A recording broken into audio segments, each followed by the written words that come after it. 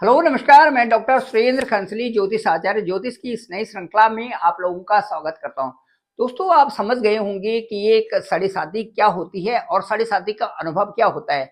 ये अच्छी तरह से जो कुंभ राशि वाले हैं, एक्वेरियस आने वाले हैं, ये समझ गए होंगे कि शनि की साढ़े साथी क्या होती है। शनि की साढ़े साथी में बहुत सारे दुख दर्द और इसके साथ में कई प्रकार की परेशानियां, इसके साथ में कई सारे ऑब्स्टेकल्स, हार्डल्स और कई प्रकार के जो 7.5 साल का एक जीवन होता है, एक प्रकार से नया जीवन होता है। इसमें आप ये समझ जाते हैं कि मैंने क्या गलतियां की हैं और मैं किन गलतियों को आज भुगत रहा हूं।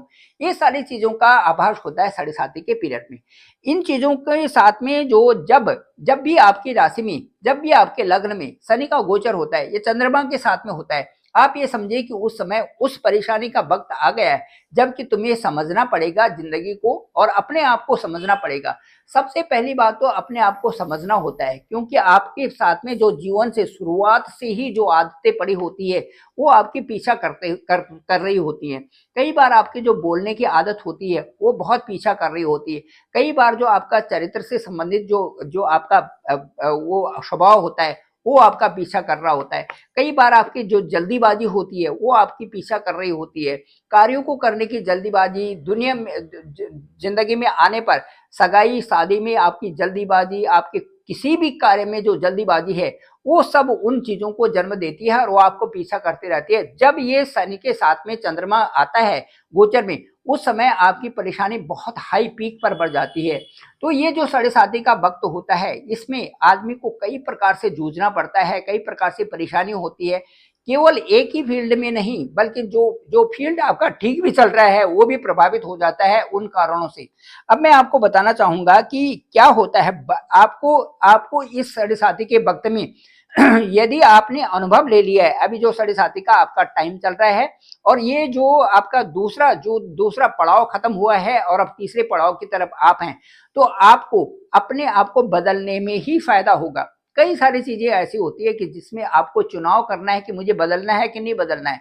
यदि आप अभी भी नहीं बदलते तो वो सारी परेशानियां फिर दोबारा तरीके से उसी तरह से बनी रहती हैं, क्योंकि उन उन परिस्थितियों में, उन आदतन, उन चीजों में वही चीजें करने से फिर जो कई प्रकार की परेशानियां आ जाती हैं। आप ये समझते हैं ठीक है, सही समय आ गया, अब तो रहिया का तीसरा वो आ गया, 29/3/2025 के बाद समय अनुकूल हो गया, ये एस्ट्रोलॉजर भी कह रहे हैं और कई प्रकार से जो है ये मेरे लिए अनुकूल हो रहा है, क्योंकि ये सही सही स्थान पर, सही हाउस में अब शनि गोचर कर रहे हैं, मीन राशि में गोचर कर रहे हैं।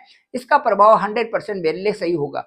लेकिन ऐसा नहीं है, तब होगा ये सही जबकि आप उन आदतों को, जो आपकी बुरी आदतें हैं, जो आपने जो खान पान है, जो मांस है, मदिरा है, गुटखा है, ये सारी चीजें छोड़नी पड़ेंगी। इसके साथ साथ में जो दिनचर्या आपकी चली है, जो डिसिप्लिन आपके ने मेंटेन आज तक नहीं कर रखा है, उसको मेंटेन करना पड़ेगा। इसके साथ साथ में जो आप बात करने का जो आपका तरीका है उसको सुधार करना पड़ेगा। जो बार बार गाली देते हैं आप, उसको सुधारना पड़ेगा। इसके साथ साथ में जो कई प्रकार से आपकी उलझने रहते हैं उनको आपको छोड़ना पड़ेगा। इसके साथ साथ में जो आपकी जल्दीबाजी रहती है, आपके चारित्रिक रूप से, आपके दूसरे रूप से, इन सबको आपको छोड़ना पड़ेगा।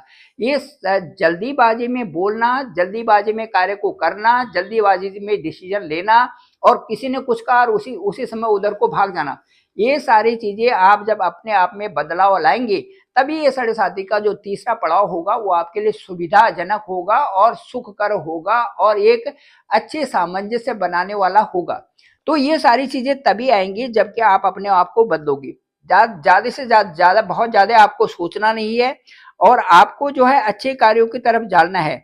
जो आप किसी चीज को, जो बोझ हो या कोई चीज शेयर जरूर करें परिवार में। यदि आप संयुक्त परिवार में रहते हैं, यदि आप पति पत्नी भी हैं और दोनों कमाऊ हैं, तो शेयर करें एक दूसरे को साथ में। अपने ही उसको रिस्पॉन्सिबिल करके सारी चीजें अपने आप ना करें, दोनों मिल करके उस चीज को करें। इसके साथ साथ में यदि आप परिवार के हेड हैं तो भी उन चीजों को, जो चीज बहुत जरूरी है उनको पहले करें। एक आवश्यकता होती है जो हमारी इच्छा होती है। इच्छाएं हमारी बहुत सारी होती हैं, आवश्यकताएं हमारी जेन्युइन होती हैं जिनको हमें पूरा करना पड़ता है।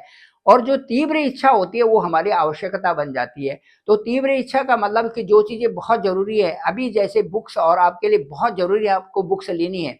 अभी जो चीजें आपके लिए बहुत जरूरी है वो आपको लेनी है। जो सर्दियां आ गई हैं उसके लिए आपके आपके पास स्वेटर नहीं है, उस चीज को आपको लेना है। वो आपकी तीव्र इच्छा है, वो आवश्यकता में परिणत हुआ, उसको आपने लेना है। लेकिन उसके साथ में ऐसा नहीं कि आप बहुत सारी ऐसी चीजें ले लें कि जब आपका बजट अलाउ नहीं करता उस समय ऐसे कतार में लगाने की जरूरत नहीं है जिसकी आपके ऊपर समस्या फिर दोबारा से आए।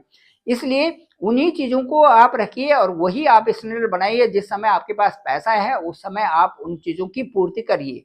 सपोज आपको गाड़ी लेनी है तो गाड़ी भी उस दशा में लीजिए जबकि उसको उसको मैनेज करने की आपकी पूरी क्षमता, उसमें कैपेबिलिटी बन गई है। ये सारी चीजों का ध्यान आपने रखना पड़ेगा, तब आपकी जो साढ़े साथी का जो तीसरा दौर होगा वो आपके लिए बहुत सुखद भी होगा। परिवार में भी बेहतर ढंग से रहने के लिए, एक सामंजस्य के लिए आपको अपने इस माइंड को ही यही क्लिक करना पड़ेगा और इसको डायरेक्शन देनी पड़ेगी कि आप सही ढंग से रहो। यदि इनको आपने सही कर लिया, यदि अपनी सोच को, अपने जो आपका आपका जो इंडिकेशन है जिसके पीछे आप भागते हो, तुरंत तुरंत भाग देते हो, उनको कंट्रोल्ड करने की बहुत जरूरत होगी। यदि उसको आपने कंट्रोल कर लिया तो कई सारे आपके मैनेजेबल होंगी और कई अच्छे परिणाम भी उसके उसी तरह से आएंगे। धीरे धीरे कामों को करिए, धीरे धीरे उनको अच्छा सा परफॉर्म करके करिए। परफेक्शन कामों में आना बहुत जरूरी है। यदि परफेक्शन आता है, आप धीरे कोई काम करते हैं, एक क्यारी की आपने खुदाई की, उसको बढ़िया अच्छे ढंग से वीड आउट किया, उसके बढ़िया ढंग से उसमें मैन्यूर डाला, उसमें बढ़िया ढंग से उसमें आपने उसको जब अच्छा सा 1-2 दिन उसको और अच्छा बनाया, महीन बना दिया, चिकनी मिट्टी बना दी। अब उसके बाद मैन्यूर फिर डाला, फिर उसके बाद उसको अच्छी तरह से करके फिर आपने उसमें पौध लगाना शुरू किया। पौध का डिस्टेंस रखा आपने 1-1 फीट पर, आपने राई का या कोई और पेड़ पौधे जो हरी सब्जी के पौधे उसमें लगाना शुरू किया। मैं कहता हूं कि वो जो आपका जो वो फील्ड है, जो आपने वो क्यारी बनाई है, उसमें जो आपने कार्य किया है वो आपका निखरने लगेगा और उस एक छोटी सी क्यारी में आपके लिए तो समृद्ध तरीके से वो सब्जी तैयार हो ही रही है। उसके साथ साथ में आप पड़ोसियों को और गांव वालों को और सबको भी उसमें बांटोगे उसको। तो कहने का मतलब है कि परफेक्शन के तौर पर जब कोई भी काम आप करेंगे कुंभ राशि वाले, तो वो आपको बहुत अच्छा अच्छा जो है रिजल्ट परिणाम देने वाला है। यही साढ़े साथी आपको सिखाते हैं कि साढ़े साथी के दौर में आपने आज तक जितने जल्दीबाजी में निर्णय लिए हैं वो गलत हैं। गलत निर्णयों का कारण ही जल्दीबाजी है। इसलिए आपको समझाना चाहते हैं कि बहुत बोझ लेके मत चलो और अननेसेसरली चीजों को हटाओ दुनिया से भी, और अपने जो चारों तरफ की चीजें हैं उनको इस तरह से कम करो। दुनिया में रहने के लिए सबसे अच्छा बेहतर यही होगा कि जो अनावश्यक चीजें आपके दिमाग में हैं उनको दूर करना पड़ेगा और जो सही चीजें हैं सही तरफ आपको जागरूक होकर के आगे बढ़ना पड़ेगा। ये सारी चीजें हैं। तामसिकता का छोड़ना बहुत जरूरी है कुंभ राशि वालों के लिए, क्योंकि शनि नकारात्मक चीजों से हमेशा दूर रहते हैं और नकारात्मक को उनको बिल्कुल भी पसंद नहीं है। इसीलिए आपको जो भी चीजें, सिगरेट है, तम्बाकू है, ये जो जो गुटखा है, उसके साथ साथ में जो शराब है, ये सारी चीजें छोड़ करके, ये मांस मदिरा छोड़ करके आपको परफेक्ट जो है एक अच्छे से शाकाहारी बन करके और शुद्धता से आगे बढ़ना है। उसके बाद देखिए कि आपका जो तीसरा जो पड़ाव है साढ़े साथी का, वो कितना सुखद और आपके लिए चारों तरफ से वृद्धि करने वाला होगा। Thank you very much. मैं डॉक्टर सुरेंद्र खंसली, ज्योतिष आचार्य। डिस्क्रिप्शन पे मेरा नंबर है 9868280191। आप डायरेक्ट मुझे कॉल भी कर सकते हैं।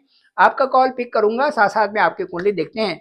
नवांश क्या कहते हैं, आपकी कुंडली क्या कहती है, आपकी चलित कुंडली क्या कहते हैं, गोचर कुंडली क्या बताती है, दशा अंतरदशा, क्या शनि आपके लग्न में है, क्या शनि की महादशा चल रही है, क्या जहां पर शनि है उसके भाव क्या है, उसका कारक क्या है, कौन सी दृष्टियां वहां पर शनि की बनती हैं और आपको कैसे वो प्रभावित कर रहा है, इन सब चीजों पर वार्ता की जाएगी। आप सभी लोगों का धन्यवाद, आप सभी लोगों का आभार। आप चैनल को जरूर लाइक करें, शेयर करें, सब्सक्राइब करें। आप सभी लोगों का पुनः पुनः आभार, धन्यवाद।